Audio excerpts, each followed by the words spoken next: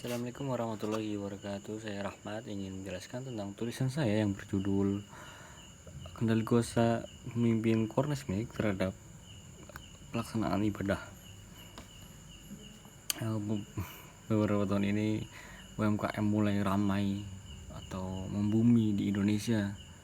Entah itu soal bidang jasa atau bidang makanan, minuman, semuanya ada. Karena itu efek dari pandemi, semua orang banyak yang di PHK, kemudian mereka menciptakan usaha-usaha kecil, dari kecil menengah menjadi besar atau yang lainnya.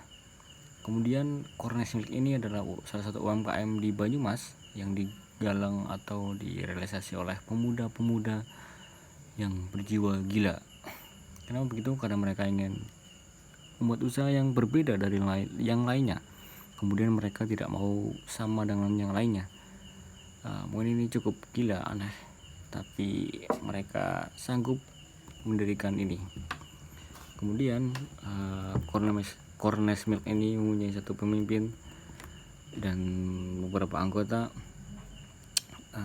Dari UMKM ini, Kornesmik atau pemimpin Kornesmik membuat satu aturan untuk semuanya, yaitu pada waktu sholat maka harus sholat, tapi dalam konteks jam kerja ya. Misal jam kerja itu dari pagi sampai sore, maka waktu duhur dan asar harus sholat tepat waktu dan pekerjaan berhenti kemudian dilanjutkan setelah sholat, seperti itu. Kemudian dari peraturan itu semua anggota tadinya tidak tahu, kemudian mereka tahu setelah terbentuknya Kornesmik dan mulai berjalan. Mereka mulai menolak adanya peraturan itu karena menurut mereka itu sebuah pengambilan ranah pribadi masing-masing anggota. Kemudian timbul masalah.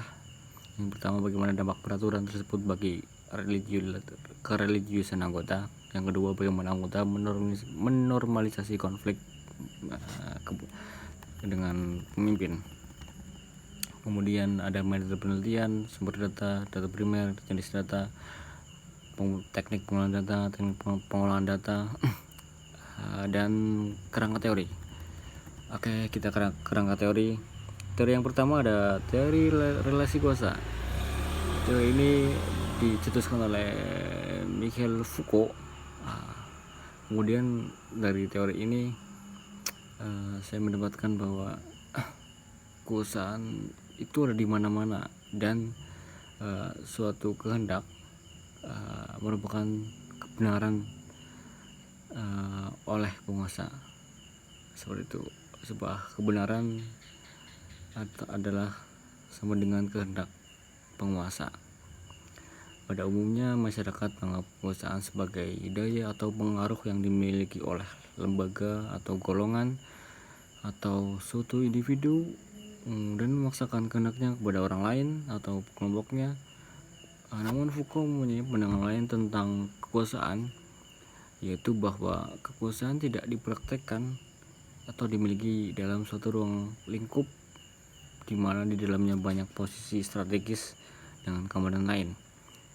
Kekuasaan menjadikan individu sebagai subjek dalam lingkup terkecil karena sebuah kekuasaan menyebar tidak dapat dilokalisasi dan merasap ke dalam jaringan sosial. Kemudian hubungan antara pemegang kekuasaan dengan objek kekuasaan memiliki ketergantungan satu sama lain, karena kekuasaan lahir dari adanya kemiskinan dan keterbelakangan. Kemudian kekuasaan juga lahir dari pengetahuan, atau pengetahuan juga mempengaruhi kekuasaan, karena semua lembaga pengetahuan modern selalu ada unsur kekuasaan di situ, atau ada pengaruh kuasa di situ. Jadi memunculkan kuasa yang baru setelah mereka menempuh pendidikan. Kemudian teori yang kedua adalah teori konflik. Teori konflik mungkin teori konflik bukan terkelas seperti Marxis ya. Ini teori konflik dari Lewis Coser. Konflik seringkali dikonotasikan sebagai sebuah hal buruk atau negatif bagi masyarakat atau bagi semua orang, karena dilihat dari dampak negatifnya Namun Koser lebih melihat dari dampak positifnya, yaitu tidak semua konflik adalah negatif, tapi bisa menimbulkan positif. Contohnya adalah bila ada gangguan dari kelompok lain, ada kelompok luar, maka suatu kelompok akan menjadi solidaritasnya menjadi tinggi di dalam kelompok untuk melawan gangguan dari luar. Kemudian ada bab pembahasan, yaitu yang pertama, peraturan selalu ada di dalam semua lembaga, entah resmi ataupun swasta atau yang di bawah. Kemudian bentuk peraturan bermacam-macam, entah itu yang tertulis atau yang tidak tertulis. Kemudian dalam suatu organisasi atau lembaga, sebuah religiulitas atau tentang agama biasanya menjadi sebuah kepribadian masing-masing atau urusan pribadi masing-masing, karena itu soal hubungan dia dengan Tuhan, bukan hubungan dia dengan manusia. Kemudian peraturan ketepatan dalam beribadah dibentuk dengan cara tidak tertulis, dan pada awal karyawan masuk kerja di UMKM Cornersmith tidak mengetahui itu, maka para anggota Cornersmith menolak atau menentang itu dengan cara malas-malasan kerja, telat kerja, kemudian tidak maksimal dalam bekerja. Dampak dari peraturan ini diterapkan dengan memaksakan kepada anggota, yaitu tadi malas-malasan, kemudian menjadikan UMKM ini turun kualitas, turun pendapatan dan lain sebagainya. Kemudian yang kedua, pembahasan resolusi konflik atau normalisasi konflik dari anggota terhadap pemimpin. Yang pertama, setiap individu mempunyai takaran iman dan kepercayaan kepada Tuhan dengan kadarnya masing-masing. Kemudian dari itu semua anggota mempunyai pengalaman spiritual berbeda-beda tentunya ya, sebab itu praktek dalam menaati perintah pun bermacam-macam.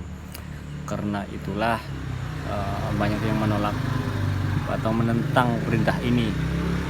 Kemudian ibadah juga ranah masing-masing, ranah individu dengan Tuhan.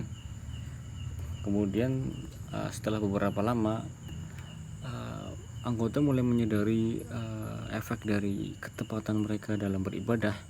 Yang pertama, mereka menjadi terbiasa tepat waktu, menjadi manajemen waktunya bagus, kemudian mereka jadi menghargai waktu orang lain dan lain sebagainya.